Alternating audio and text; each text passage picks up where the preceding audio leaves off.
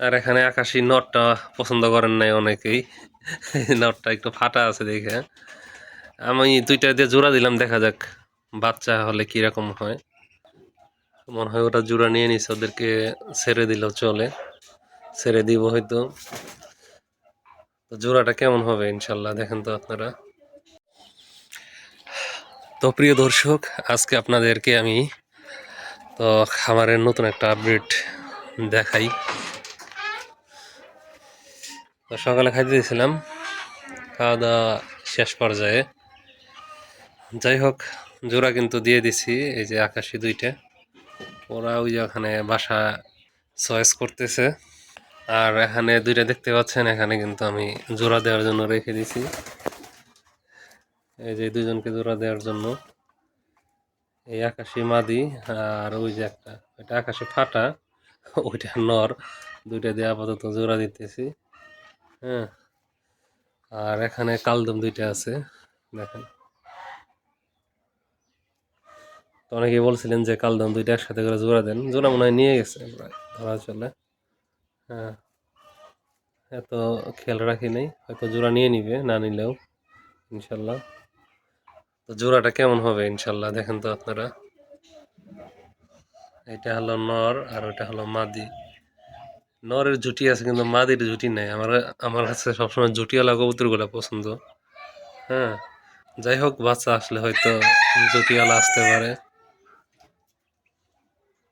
নরটা কিন্তু সেই রকমের, সেই লেভেলের একটা নর, ডাকেও সেই লেভেলের, মাশাল্লাহ।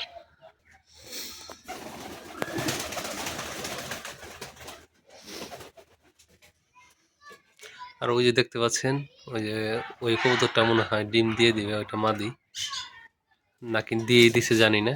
কালকে তো দেখছি যে দেয় নাই, তবে দেওয়ার কথা এর মধ্যে। আর এখানে আকাশি নটটা পছন্দ করেন নাই অনেকেই। নটটা একটু ফাটা আছে দেখে আমি দুইটা দিয়ে জোড়া দিলাম, দেখা যাক বাচ্চা হলে কিরকম হয়। হ্যাঁ, অনেক সময় তো ফাটা থাকলে হলো ভালো বাচ্চা হয়। আপাতত জোড়া দিয়ে রাখলাম। নটটা আর কি দরকার ছিল একটা নরের, 250 টাকা দিয়ে পাইলাম আর নিয়ে আসলাম। আর এমনি সাধারণত নর 500-600 টাকা দিয়ে পাওয়া যায় আর কি হাট বাজারে, যেগুলা ভালোগুলা। কিন্তু ওগুলাও তেমন পাইতেছিলাম না ঘুরে ফিরে। এখন একা একা রাখা লাগে, ওকে এত কিছু বাদ দিয়ে মোটামুটি একটা পাইলাম, নিয়ে আসলাম। বাচ্চা যাই হোক হবে, পরে দরকার হয় আবার নতুন করে কবুতর এনে আবার জোড়া দেওয়া যাবে, সমস্যা নাই। আমার কাছে প্রিয় কবুতর হলো আকাশি কবুতর। এই আকাশি কবুতর ইনশাল্লাহ বেশি বাড়াবো। প্রকৃত অর্থে কবুতর যদি ঠিক মতো প্রোডাকশন দেয়, তাহলে কবুতর হতে কিন্তু সময় লাগে না।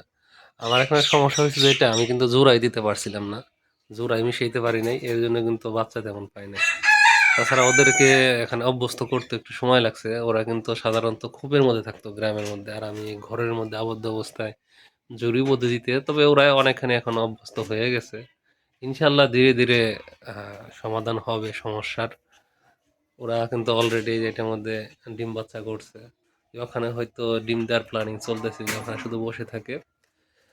আর এই যে ওরা আকাশি দুইটা, ওরা অল্প কয়েকদিন হয় ওদের জোড়া দিয়েছি, ওরা ইনশাল্লাহ ডিম দিয়ে দিবে।